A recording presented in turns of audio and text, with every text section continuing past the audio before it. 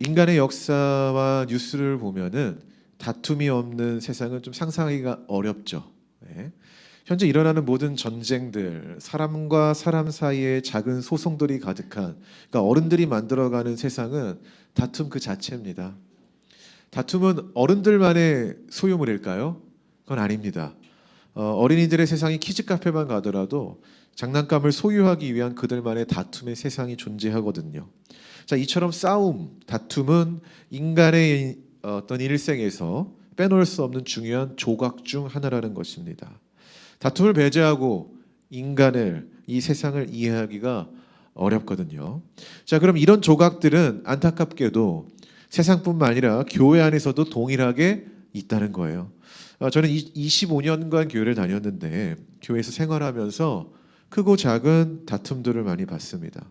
돈 문제부터 자존심 문제까지 다양한 이유들이 갈등을 만들었고 그 결과 누군가는 교회를 떠나게 되는, 하나님의 슬픔을 자아내는 어떤 그런 모습의 결과도 보게 되었습니다. 그런 모습을 보면서 제 안에 들었던 하나의 회의감은 뭐냐면은, 우리가 믿는 복음이 이토록 무기력한가? 우리는 도대체 무엇을 믿는가라는 생각이 들기도 했다는 거예요. 오늘 조금 우울한 주제지만은 오늘 말씀은 다툼에 대한 이야기를 담고 있습니다. 다들 잘 아시는 것처럼 고린도 교회는요, 다툼이 많은 교회였습니다. 그런데 중요한 거는 다툼 자체도 문제지만 그것을 해결하는 방식이 더 큰 문제였다고 오늘 지적을 하는 거예요. 자, 우리는 이 말씀을 보면서 인간의 인생에서 절대로 배제될 수 없는 다툼의 문제, 어떻게 바라봐야 하는지, 그리고 그 다툼 자체보다 우리가 초점을 둘 것은 어떻게 해결해야 하는지 오늘 말씀을 통해서 알아가기를 주의 이름으로 축복합니다. 1절과 6절을 읽어볼 건데요. 제가 1절을 읽을 테니까 여러분들은 6절을 읽어주시기 바랍니다. 너희 중에 누가 다른 이와 더불어 다툼이 있는데 구태여 불의한 자들 앞에서 고발하고 성도 앞에서 하지 아니하느냐. 형제가 형제와 더불어 고발할 뿐더러 믿지 아니하는 자들 앞에서 하느냐. 아멘. 자, 바울이 문제 삼는 것은 왜 교회 문제를 불의한 자들 앞에서 판단받으려고 하느냐. 너희들 왜 그러느냐, 그 행위를 문제 삼고 있는 겁니다. 근데 여기서 말하는 불의한 자들은 뭐라고 얘기하죠? 6절에 의하면은 믿지 않는 사람들이라고 하는 거고, 그런 사람들이 만들어간 교회 밖의 기관, 법정 기관이라고 우리는 볼 수 있죠.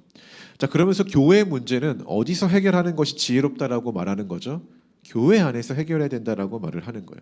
자, 그럼 우리는 이 단락에서 한 가지 질문을 할 수 있습니다. 자, 그렇다면 만약 교회 안에서의 문제가 생겼을 때 하나님을 믿지 아니하는 사람들, 즉 세상 법정과 같은 기관에서 판단을 받는 행위는 잘못된 거라고 지금 말하는 것일까요? 우리는 이러한 질문을 할 수 있는데 그건 아닙니다. 왜 그러냐면은, 물론 교회 문제는 교회 안에서 해결하면 좋다는 것이 성경이 말하는 지혜입니다. 그게 우선순위예요.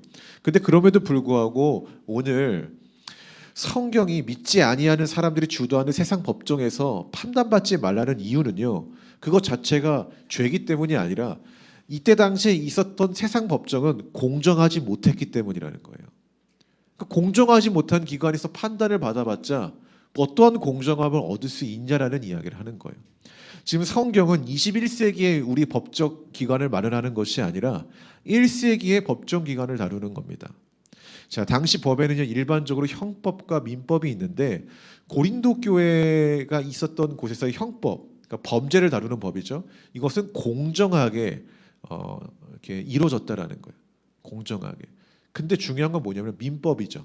오늘 고린도 교회 문제도 형법의 문제가 아니라 사람과 개인 사이의 민법의 문제를 다루고 있는 거거든요.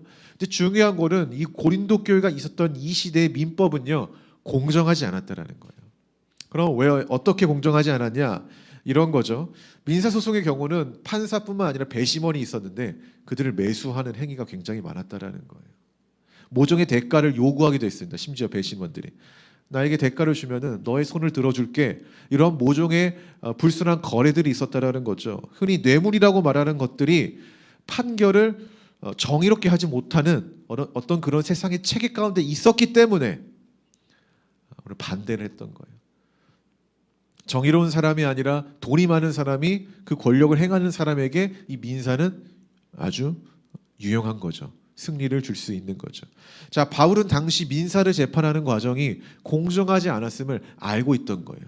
그럼 이거는 바울만 알았던 특별한 이야기였을까요? 아니요. 그 시대 사람들도 모두 알았던 거예요. 민사는 어떤 것이 작용한다? 공정함이 아니라 뒤에서 뇌물 주고 거기에 따라서 이게 판결이 이루어진다라는 사실을 알고 있다라는 거예요. 근데 그것을 알고 있음에도 그 법정을 간다라는 것은 무슨 의미입니까? 그 사람의 마음이 어떻다라는 거예요? 옳고 그름을 나는 따지고 싶은 게 아니라 어떻게든 내가 이겨가지고 상대를 짓밟고 싶다라는 이 마음이 작용했다라는 거죠. 알고 있음에도 그 길로 갔으니까 말이죠. 자, 그런 것이 허용되는 곳이라는 것을 다 알고 고린도 교회 성도들이 행했다라는 거예요. 참 이게 너무나 욕망스러운 일이라는 거죠. 그럼 그런 방식으로 재판에서 승리를 해도 그것이 승리겠습니까? 하나님 입장에서는 그것은 실패라고 말을 하는 거예요. 그래서 성경은 7절에서 오늘 이렇게 이야기합니다. 읽어봅시다. 자, 시작. 너희가 피차 고발함으로 너희 가운데 이미 뚜렷한 허물이 있나니 차라리 불의를 당하는 것이 낫지 아니하며 차라리 속는 것이 낫지 아니하냐. 무슨 말입니까? 그런 더러운 방법으로 해결할 바에 차라리 불의를 당하는 게 낫지 않겠느냐. 이 이야기를 하고 있는 거예요. 여러분의 우리가 누군가를 다툴 때 더러운 방법을 쓰더라도 이기고 싶잖아요. 우리는 이게 우리의 어떤 욕망인데 그건 잘못된 거라고 이야기를 하는 거죠. 이처럼 우리는 이기기 위해서 수단과 방법을 가리지 않아도 된다는 사고 속에 있습니다. 자, 이러한 사고가 우리 안에 자리 잡게 된 거는요.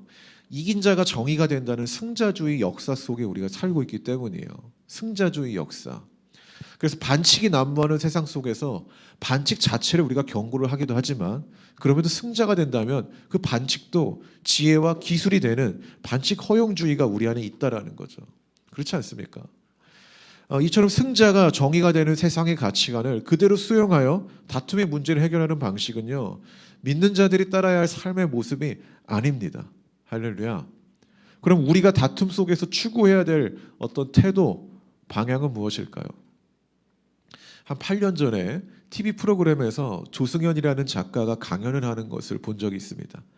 설교를 준비하면서 그 내용이 떠올라서 다시 이제 찾아봤는데요. 그 내용을 말씀드리면은 이런 거였어요. 펜싱이라는 올림픽 종목이 지금은 하나의 스포츠로 이제 자리 잡아가지고 전자장비를 통해 채점을 한대요. 근데 이전에는요, 이 전자장비를 거부했다고 합니다. 대다수의 사람들이. 그 이유가 뭐냐면은 펜싱의 정신 때문이래요. 펜싱의 정신. 사실 펜싱은 너무 빠른 종목이라 이 찌른 자도 자기가 상대방을 찔렀다라는 것을 파악하기 힘들 정도로 빠르대요. 굉장히 빠르대요. 그런데 단 한 사람만큼은 확실히 안 돼요. 그 사람은 바로 칼을 맞은 사람이라는 거예요.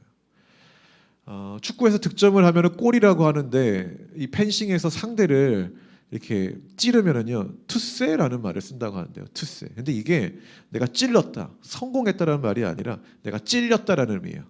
내가 찔렸다. 그래서 펜싱에서 채점을 할 때는요 득점을 한 사람이 아니라 실점을 한 사람이 손을 들고 상대편한테 투세 점수를 주는 것이 이 펜싱의 정신이라고 합니다. 너무 멋지지 않습니까? 너무 멋지잖아요. 우리는 내가 안 찔렸다라고 이렇게 반대를 하는 것이 우리의 어떤 본성인데 그 본성을 거스르는 어떤 이러한 문화가 있다라는 거예요. 저는 이 펜싱의 정신이 복음적이라고 느껴졌습니다. 8절에 보면 바울이 이런 말을 합니다. 너희는 불의를 행하고 속이는구나. 이게 우리라는 거예요. 우리는 나의 실패와 잘못을 스스로 인정하기보다는 덮으려고 하고 속이려고 하는 본성이 있죠. 그래서 상대의 잘못을 더 부각시키는 거예요. 그러면 어떻게 돼요? 나의 잘못은 약속하게 만들어지죠. 이렇게 불의했던 나를 정의로운 나로 탈바꿈하려는 우리의 시도가 있다라는 거예요. 이는 결코 그리스도인의 태도가 아니라고 지금 바울이 말하고 있는 거죠. 그러한 행위는 다툼이라는 이 불을 더 키우는 일에 불과합니다. 여러분, 그리스도인이란 불타는 집에 기름을 붓는 자가 아니라 이 화재를 잠재우는 사람이 되어야 되지 않겠습니까? 그래서 그 화재 속으로 뛰어드는 자가 되어야 되는데 우리는 그러지 못한다라는 거죠. 근데 이 다툼의 화재는요 언제 꺼지냐? 나의 실패를 스스로 인정하고 투시해. 내가 잘못했다. 내가 인정한다. 이것을 내가 스스로 해내는 것이 우리의 육체 가운데 마음 가운데 있고 그것이 실제로 드러났을 때 다툼이 잠재워진다라는 거예요. 여러분 이런 본성을 거스르는 성도가 되길 바랍니다. 성경은 고린도 성도들에게 그러한 태도를 가지라고 이야기를 하는 거예요. 자, 불의한 법정에서 불의한 방식으로 어떻게든 나의 불의를 정의로 둔갑하려고 하지 말고 교회 안에서 즉 하나님 안에서 지혜롭게 해결하기를 바라는 거죠. 그 지혜는 먼저 스스로 잘못을 인정하라는 거죠. 투세, 내가 잘못했다. 이것이 바로 우리 예수 그리스도의 복음을 따르는 성도의 모습이라는 것입니다. 자, 그런데 우리는 이런 설교를 들었을 때 그것이 과연 가능한가라는 의문도 함께 갔습니다. 자, 사람이 다투게 되면은요, 이성보다는 이미 불쾌해진 감정의 통제를 받아요. 그렇게 다툼의 현장 속에서 이미 불쾌해진 이 감정의 통제를 벗어나서 이렇게 투세의 정신, 거룩한 이성을 발동시키는 건 매우 어려운 일입니다. 다들 경험하시잖아요, 그렇죠? 자, 심지어 인간이 통제하기 가장 어려운 감정이요, 분노라는 실험 결과도 있대요. 그리고 이제 미국 정신과 학회에서는 분노로 인한 화병을 정신의학 용어로 등록했다고 합니다. 그러니까 심각하다라는 거죠. 그만큼 우리를 강력하게 통제하는 것 중에 하나라는 거예요. 자, 그래서 분노를 잠재우는 우리가 여러 가지 이런 방법들이 시중에 또는 인터넷 어떤 블로그에 많이 기록되어 있습니다. 저도 한번 찾아봤는데요. 그중에 이런 게 있었어요. 우리가 이제 분노가 일어났을 때, 다툼이 생길 것 같을 때 숨을 크게 3번 들이마셔라. 이런 얘기도 있었고, 자리를 피해라. 이런 원초적인 방법도 있었고, 또 분노의 이유를 말이 아니라 글로 표현해 보라라는 게 있었어요. 그러니까 논리적으로 생각을 하라라는 거죠. 자, 실제 경험들을 기반한 방법들을 제가 지금 볼 수 있었습니다. 자, 이와 같이 분노로 인한 다툼을 통제하는 방법에 대해서 세상 사람들도 관심이 많아요. 어떻게 해결할까? 왜냐하면 그것이 좋은 결과를 나오지 않기 때문에, 그것을 잘 알고 있기 때문에 통제하고 싶은 거죠. 이처럼 많은 관심이 있는 것처럼 성경도 이와 같은 주제에 대해서 너희가 어떻게 해야 되느냐, 복음적인 답변을 내놓습니다. 그게 바로 9절과 11절 말씀입니다. 제가 9절 읽을게요. 불의한 자가 하나님 나라를 유업으로 받지 못할 줄을 알지 못하느냐. 미혹을 받지 말라. 음행하는 자나 우상 숭배하는 자나 간음하는 자나 탐색하는 자나 남색하는 자나. 너희 중에 이와 같은 자가 있더니 10절 읽으셔야죠. 시작. 독종이나 탐욕을 부리는 자나 술 취하는 자나 모욕하는 자나 속여 빼앗는 자들은 하나님의 나라를 유업으로 받지 못하리라. 네, 너희 중에 이와 같은 자들이 있더니 주 예수 그리스도의 이름과 우리 하나님의 성령 안에서 씻음과 거룩함과 의롭다 하심을 받았느니라. 아멘. 자, 9절과 10절은 무슨 얘기입니까? 과거의 이야기죠.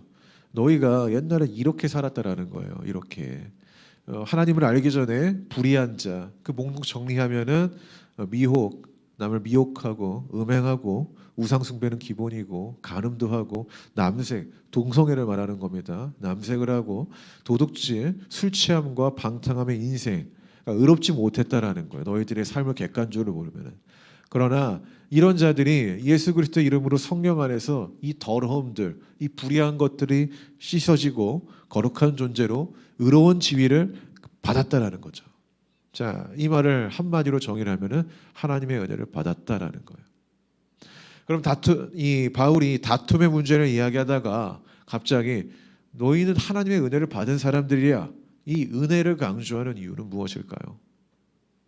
그것이야말로 하나님의 은혜를 기억하고 묵상하는 게 이 분노, 다툼을 잠재우는 가장 좋은 방법이라는 것을 말하는 거예요. 가장 좋은 방법이다. 우리가 현재 신명기 묵상하고 있지 않습니까? 이 모세가 가나안 땅에 들어가기 전에 이스라엘 백성들에게 강조하는 게 단 하나입니다. 그게 뭐예요? 하나님의 은혜를 기억해라. 리멤버, 기억해라. 그것을 놓치면 너희 인생 끝난다라고 이야기를 하는 거예요. 하나님의 은혜를 잊지 않고 간직하며 살아간다면 주어지는 모든 문제들 너네가 넘어설 수 있다. 모든 장애들 너희가 딛고 일어날 수 있다. 이런 이야기를 하는 거예요. 우리가 판타지 계통의 어떤 소설이나 뭐 게임, 뭐 웹툰을 보면은 죽은 자도 살리는 이 약이 있어요. 엘릭서라고 합니다. 엘릭서라고 하는데 하나님의 은혜를 기억하는 것이야말로 우리 삶을 지탱하고 다툼을 잠재우는데 가장 좋은 엘릭서라고 지금 이야기하고 있는 거예요. 주님을 기억해라. 하나님을 잊지 말라. 하나님의 은혜를 간직하며 살아갈 때, 그럼 우리가 그 하나님을 계속적으로 기억할 때 우리에게 어떤 일이 일어날까요? 우리에게 겸손이죠. 여러분, 은혜라는 게 뭡니까? 은혜를 한마디로 어떻게 정의합니까? 은혜는 자격 없는 자에게 부어주는 하나님의 혜택 아닙니까? 포인트는 뭐예요? 하나님의 혜택이 아니라 자격 없는 자에게 부어지는 거라는 거죠. 우리 모두가 자격 없음에도 구원의 혜택을 받은 사람들입니다.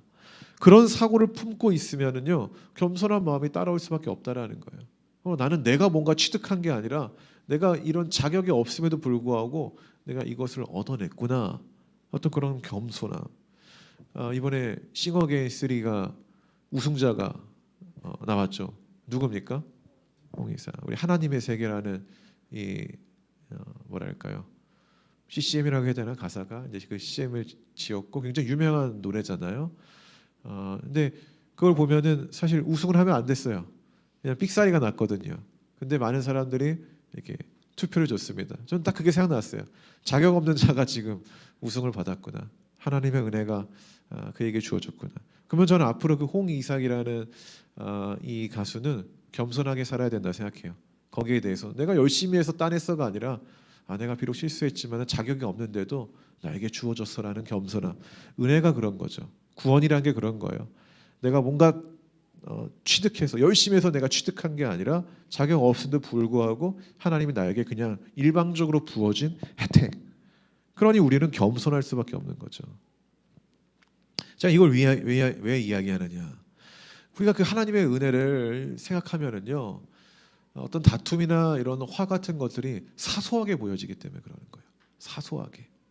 지금 바울이 말하는 의도가 왜 이걸 이야기하겠습니까? 다툼의 문제를 이야기하면서 너네가 자꾸 다툼이라는 것에 너희의 생각이 자꾸 집중되어 있는데 아니, 하나님의 은혜를 생각해봐. 그럼 어떤 일이 생긴다는 거예요? 다툼이라는 거는 너무나도 작게 아무것도 아닌 것처럼 보여지게 될 거라는 거죠. 이걸 패러다임 시프트라고 하는 거예요. 사고의 전환, 발상의 전환. 어느 책에서 본 이야기입니다. 한 아버지가 아이들을 데리고 기차를 탔습니다. 얼마 지나지 않아 아이들은 기차 안에서 막 뛰어다니고 서로 밀고 당기고 넘어뜨리고 장난을 치고 있던 거예요. KTX 안에서 그랬다고 생각해 봅시다. 참다 못한 한 승객이 아이들의 이 아버지에게 이제 화를 냈죠. 좀 조용히 좀 시키라고. 여기 이런 공간이 아니지 않냐. 남한테 피해를 주지 말자. 이렇게 아버지한테 얘기를 했습니다. 이때 넋이나간 얼굴로 창밖만 바라보던 이 아버지는 이렇게 말했습니다. 미안합니다. 아이들이 지금 막 엄마의 장례식을 치르고 오는 길이라 마음이 가라앉지 않아서 그런가 봅니다. 정말 미안해요.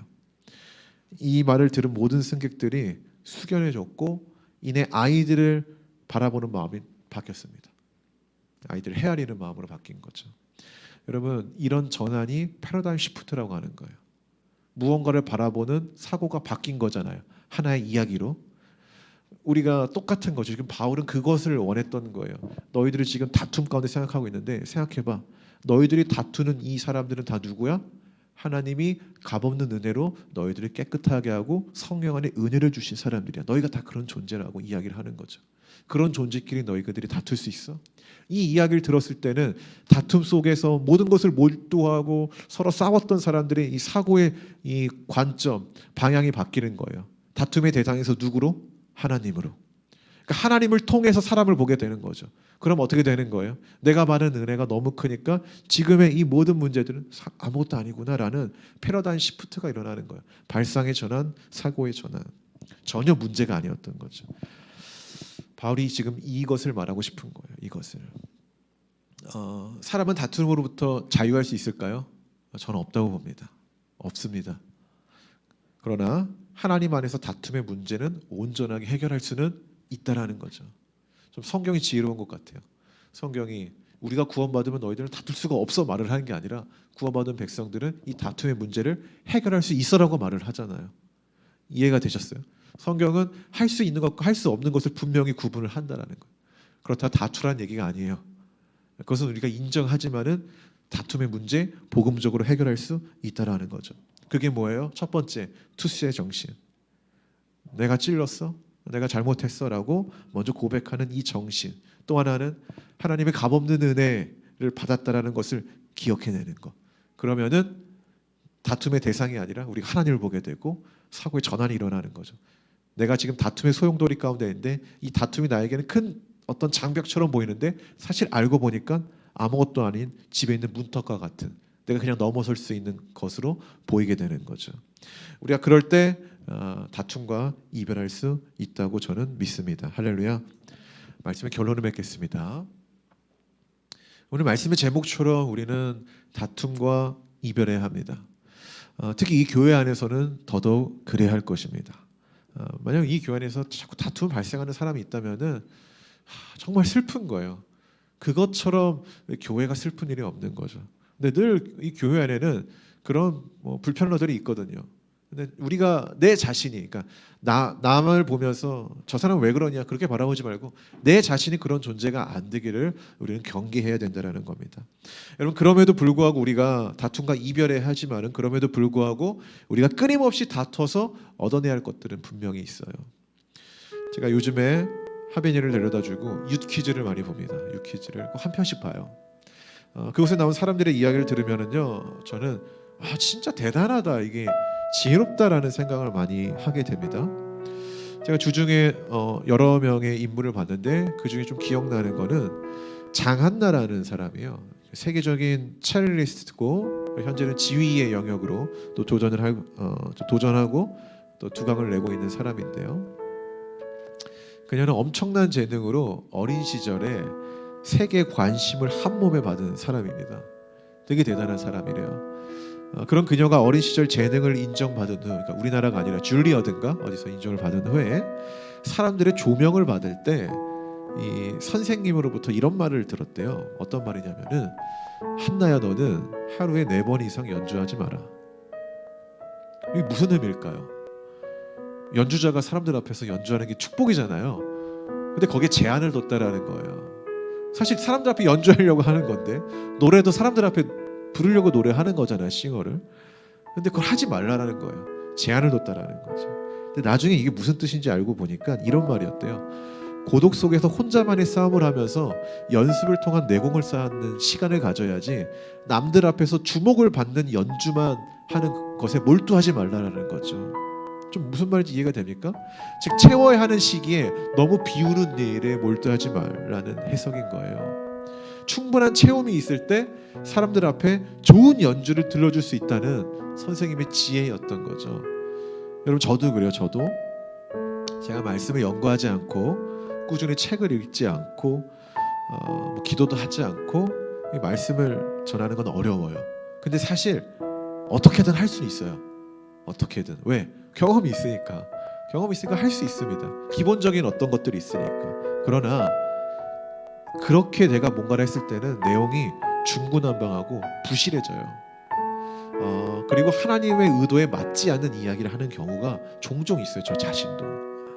그래서 저도 말하는 설교보다 내가 하나님의 말씀을 듣거나 그 말씀이 기록된 성경을 읽고 생각하는 시간을 더 많이 가져야 돼요. 더 많이 가져야 더 좋은 설교를 제가 할 수 있습니다. 그거 명백한 진리예요. 명백한 진리. 근데 제가 이 시간이 없이 계속 남들 앞에서 연주하는 것처럼 말을 하는 것에 제가 몰두하면은요, 제 연주의 어떤 그 질감이나 밀도 이런 것들은 떨어집니다. 제 말씀에 이런 것들이 떨어진다라는 거예요. 똑같습니다. 여러분도 똑같은 거예요. 여러분 삶에 자꾸 뭔가 하려고만 하는 거 있잖아요. 그걸 좀 자제하셔야 돼요. 채움이 없이 자꾸 뭔가 할므로 나의 에너지를 비우는 거 굉장히 문제가 있고 고갈되는 거예요. 여러분 인생에서 왜 요즘 직장인들에게 번아웃이 왜 생깁니까? 이런 거예요.